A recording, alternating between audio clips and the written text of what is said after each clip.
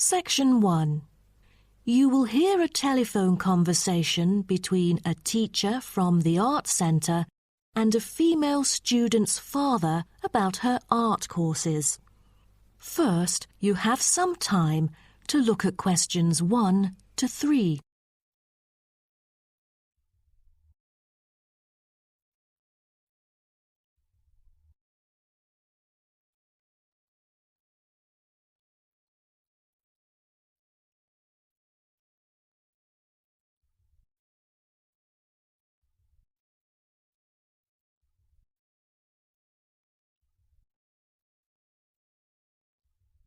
You will see that there is an example which has been done for you.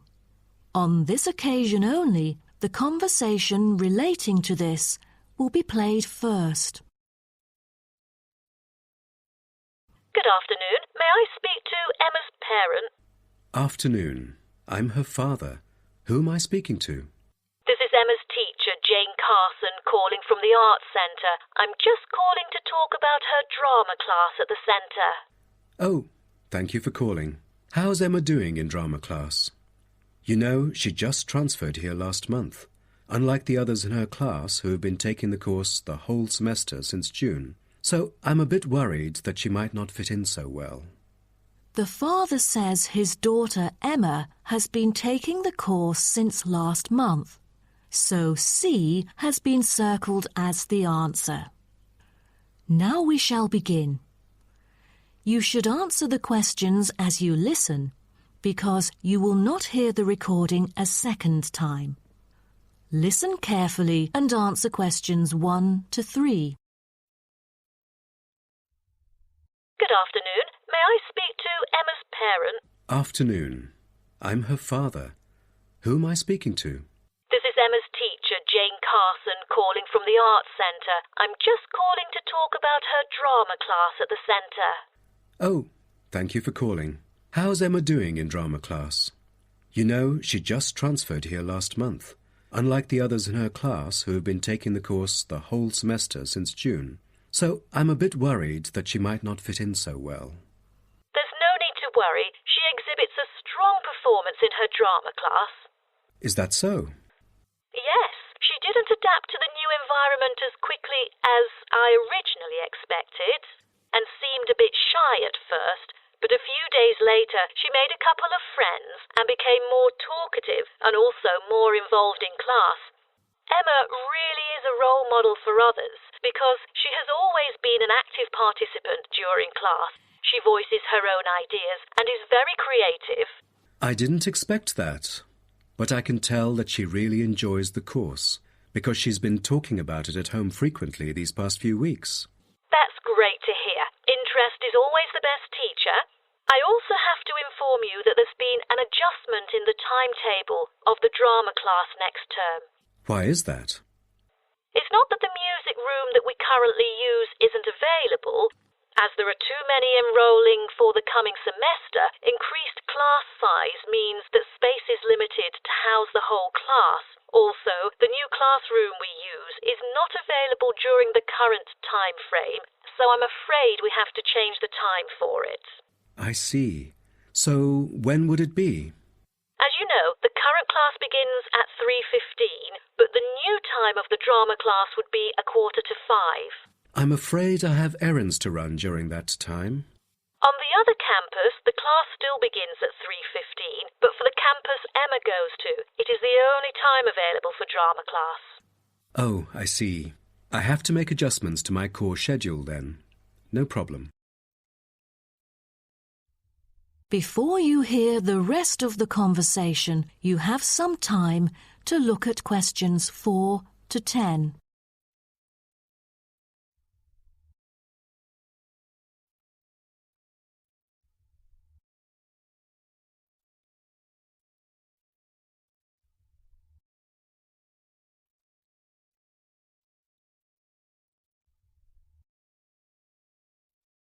Now listen and answer questions 4 to 10.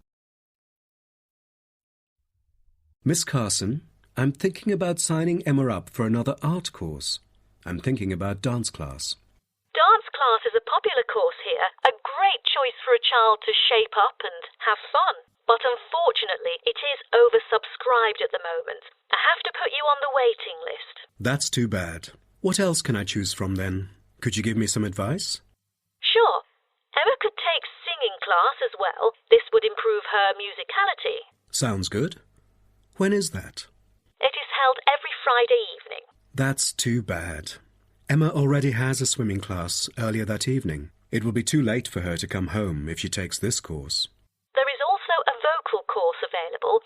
Emma's got a great voice. I'm sure she'll stand out in the class. Tell me about it. The vocal course starts at 4:30 p.m. every Tuesday. It isn't fully booked yet. Great teacher, experienced and beloved by students. The price is a bit higher though. How much is it? It's $110. Oh, that's too much. Way over our budget. We have to cover the extra cost if we choose it.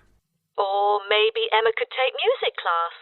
What is it about? Learning about songs and musicals. Well, the students have the opportunity to play different instruments like the piano, drum and so on. They can also learn to write music under professional guidance.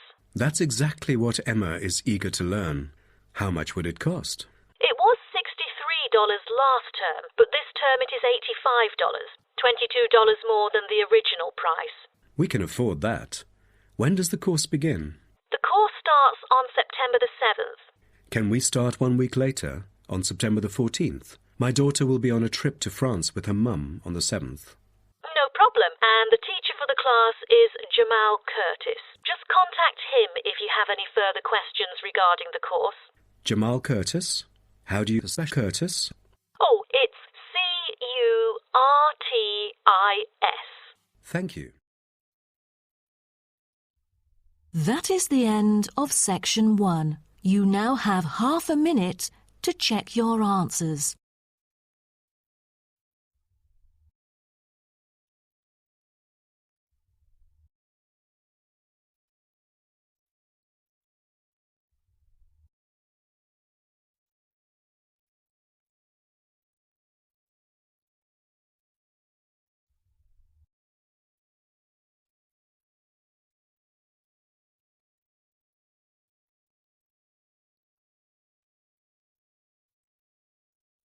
Now turn to Section 2.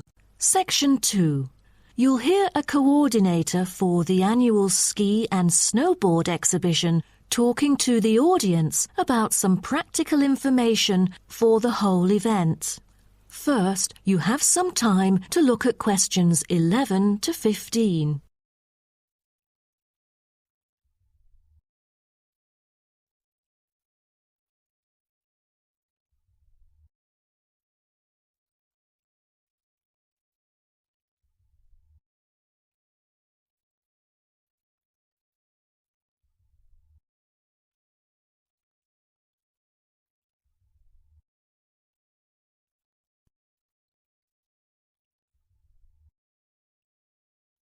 Now, listen carefully and answer questions 11 to 15.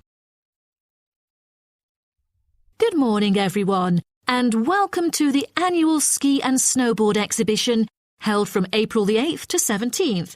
I am Mary Granger, coordinator of the event this year. The 10-day event features many highlights. As a snow sports lover, I know you are looking forward to a great time here. Now, I'd like to offer you some practical information about the whole event and what to expect from it. This might be the first time coming here for some of you, so for those who are still wondering about the right accommodation, I recommend Sky Hotel. It has its own health and sports clubs, just like most of the hotels here, but I love it because of its incredibly cosy beds, which guarantees good rest after an exhausting day of exploration. If you haven't brought your own equipment, like poles, boots and skis, they are available for purchase or rent at Ski Set or Snow Rental.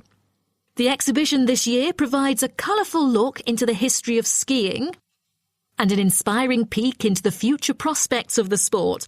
Apart from the fascinating photo exhibitions and the most up-to-date skiing gear like always, this year we have added 4 computers which can imitate the process of skiing. ensuring the same physical activity and sensations that appear during the skiing process on downhill slopes. But I have to warn you that it might be quite time-consuming to line up for the free trial experience. Many have posed the question as to how to enter the skiing and snowboarding competition. Well, rather than filling out the back of the entrance ticket or bombarding the committee with emails, the most effective method is by checking out the exhibition newsletter delivered every month for availability. At the most beloved local event, the exhibition has also drawn attention from the press. Last year, massive media coverage was on the worrisome amount of snowfalls. In order to avoid the same predicament, several artificial skiing slopes have been built. With more participants this year, we have lowered the entrance fee, which has been widely reported to local newspapers. A bonus for our participants is the ski programme. It offers a wide variety of lessons and sessions with qualified instructors, ensuring that all ages and abilities are catered to, from the first-timers to seasoned amateurs. I strongly advise you to sign up for the programme, as it is offering an unprecedented 30% discount. That's mainly because we are cooperating with the programme organiser, who promises affordable prices only for the participants of the festival this year. Before you hear the rest of the talk, you have some time to look at questions 16 to 20.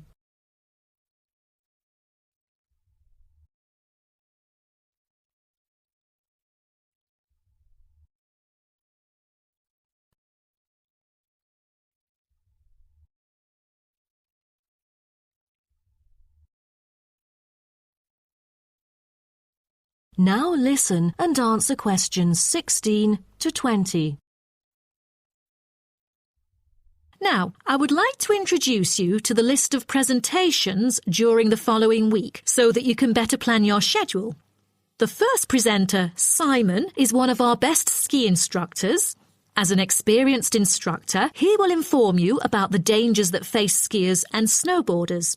Accidents happen mostly to those who are careless or ignorant. Good risk management involves considering both the probability and consequences of an accident.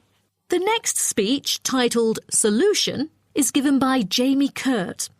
A list of problems may occur to novice skiers and snowboarders, so he is going to offer useful information for first-timers on choosing the appropriate gears, the right dress code, and ways of protecting your skin. For instance, some of you may have rented the skiing equipment, but rental footwear is notoriously uncomfortable. Then, Jamie will provide instructions to help make your footwear fit better. The third speech is about a documentary introducing skiing and snowboarding and the difference between the two sports. It also depicts a group of snow lovers exploring new slopes with breathtaking views. The director, Andy Fisher, will be there, addressing the whole shooting experience. The fourth talk is about the tricks of skiing, presented by Harry Tyson. It is most useful for those who have already tried skiing, yet still need more practice to master the sport. Harry will teach you how to turn more skillfully.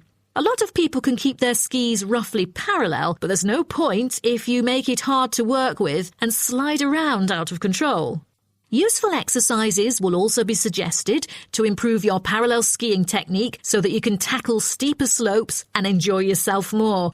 Jason Smith will be the last presenter, mainly addressing towards advanced skiers. He manages to apply snow climbing into skiing. Climbing in soft snow, you are floundering around.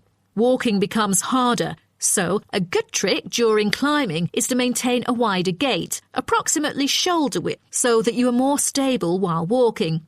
This works for skiing as well. That is the end of section 2. You now have half a minute to check your answers.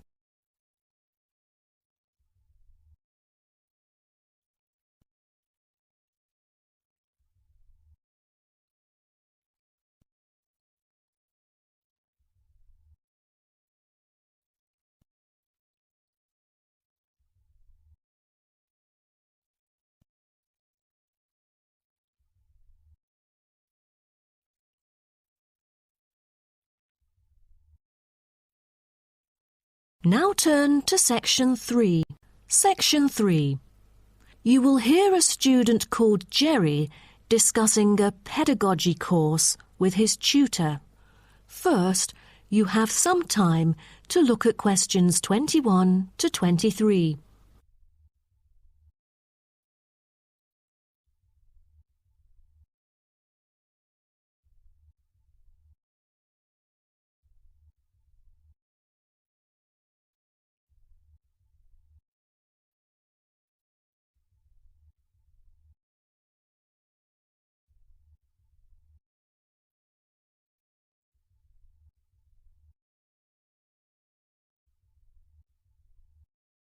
Now, listen carefully and answer questions 21 to 23. Jerry, how did it go with preparing your lessons? Is there anything you would like to discuss? Well, this is actually the first time that I have ever taught in an elementary classroom. After 8 years of learning pedagogy, I want to practice what I've learned in an instructive manner. But I'm a bit stuck right now. The topic I want them to research is a bit hard for pupils. I'm afraid that they won't be able to handle it on their own. So I need new ideas on designing more effective teaching methods. Mr. Carter, do you have any suggestions? Well, you should probably read this book called Professional Learning, written by J.K. Simmons. He is a professor who just transferred here last semester, but is already popular amongst the students for his creative teaching methods. There is an extensive range of learning approaches mentioned in the book, including approaches for team research, which might be helpful to you. You mean dividing the students into groups to do research? I've never thought of this before. How does it work? Professor Simmons has already demonstrated how efficient this approach can be. Basically, it aims to increase cooperation between students so they can present the results in a collaborative fashion. It helps them to develop their own voice and perspective. I'll check out the book as soon as possible. It seems I can borrow some of the essential concepts and work them into my course design. Before you hear the rest of the talk, you have some time to look at questions 24 to 30.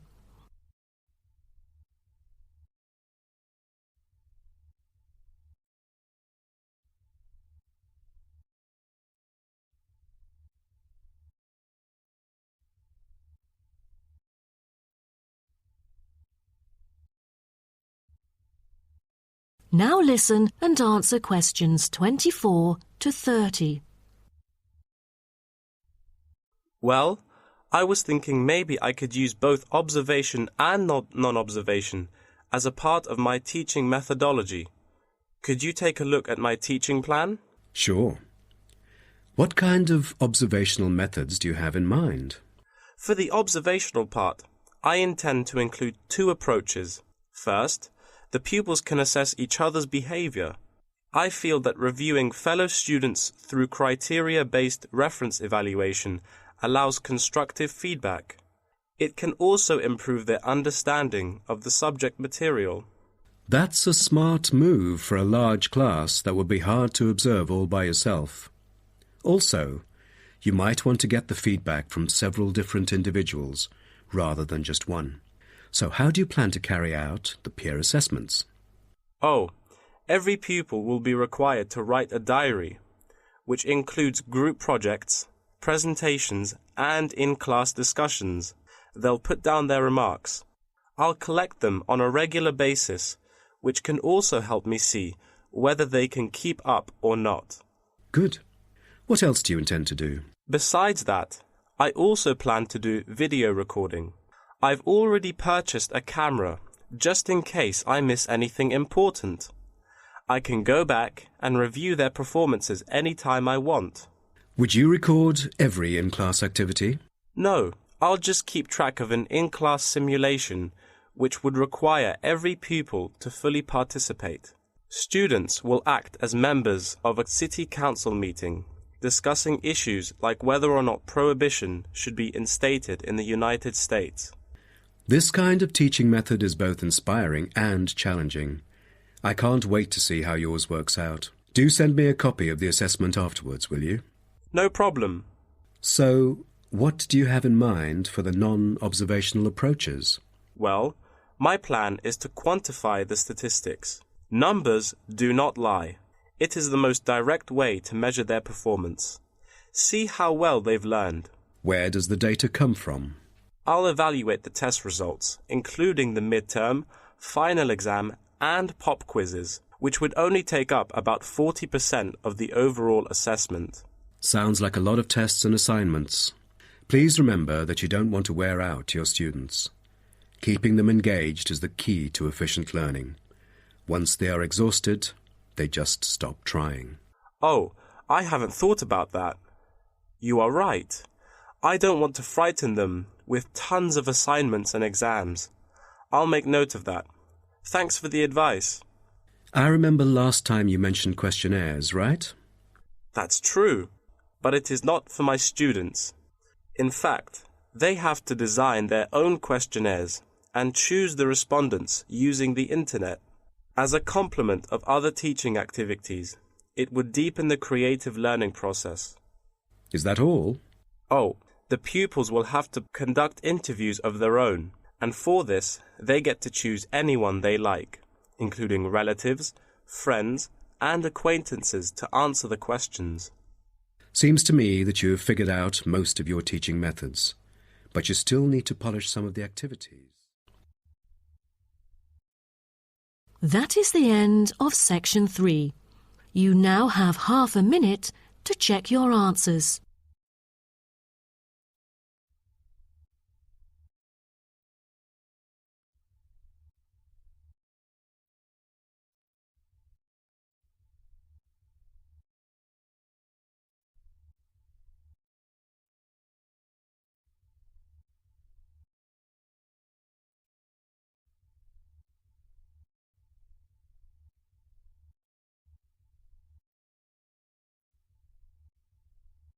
Now turn to section 4.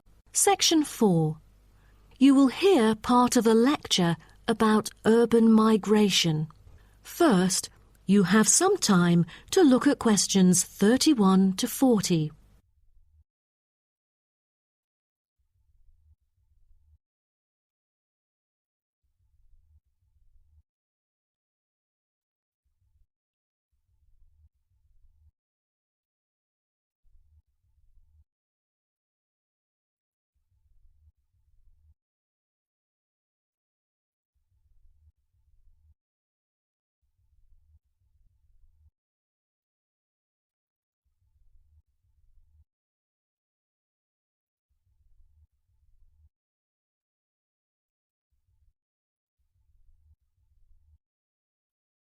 Now, listen carefully and answer questions 31 to 40.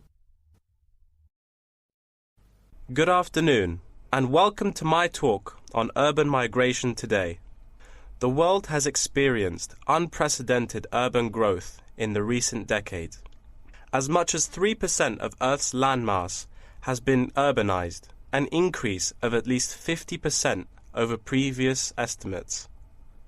Today, people living in cities already outnumber those in rural areas, and the trend does not appear to be reversing. In addition, cities have larger amounts of carbon consumption than rural areas. This is a result from two major aspects. First, with the increase of urban population around the world, the massive construction of urban infrastructure and residential housing is hard to avoid. Second, urban households have a higher rate of car ownership and use more gasoline products. Even though rural exodus is often negatively judged, there are also benefits of migration shared by the local environment and the society as a whole. Well, firstly, global trends of increasing urban migration and population urbanization can provide opportunities for nature conservations, particularly in regions where deforestation is driven by agriculture. As rural dwellers leave their homes, local forests are left to recover. What's more, it is easier for city dwellers to get around. Living in the country means transport can be very difficult. For instance, after midnight there are no buses or taxis in the countryside. However, there is still a number of public transport modes to choose from in the city. Finally, with more funds and advanced technology, cities endeavor to produce clean energy. New power plants have been built to take harmful methane gas created by the decomposition of rubbish and convert it into electricity. By doing so, an important greenhouse gas is turned into useful energy rather than being directly emitted into the atmosphere. The hustle and bustle of city life offers women the opportunity to explore different professions and pursue their own careers. Women in cities work as engineers, managers, and even football players. This change of roles has affected their marital status and family life. More women are choosing their careers over marriage, which raises the graph of late marriages. As a result, more are remaining single well into their late 30s. They want to be independent and earn money on their own. It is also easier for them to get a promotion while working in the city. Women are slowly achieving wider participation at work, while in rural areas the mindset is still very conservative.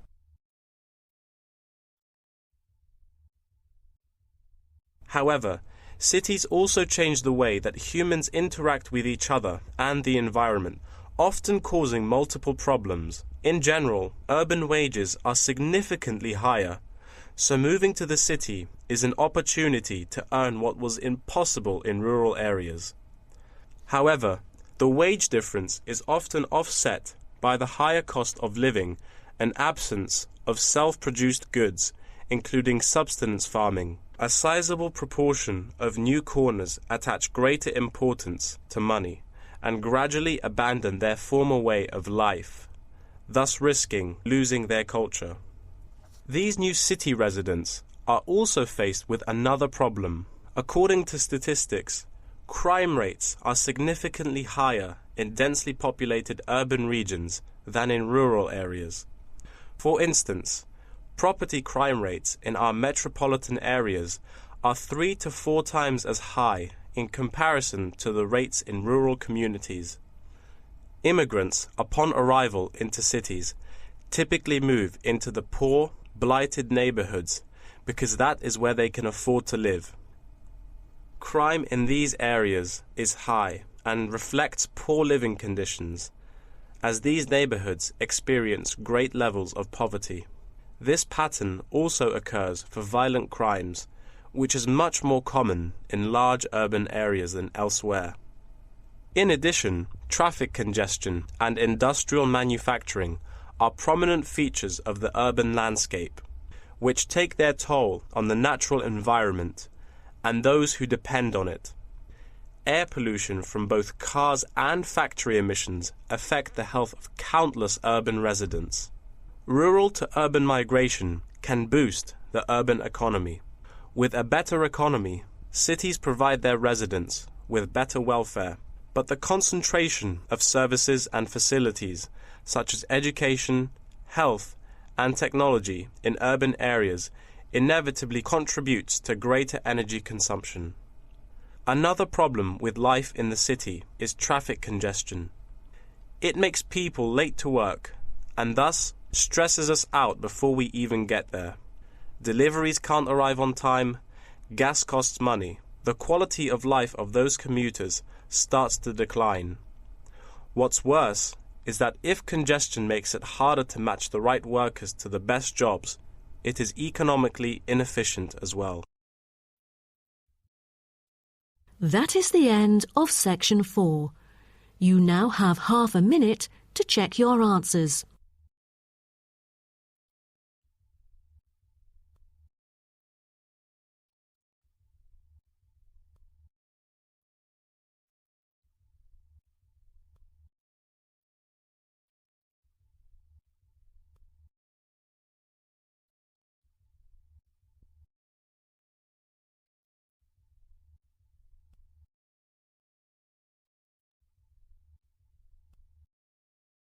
That is the end of the listening test.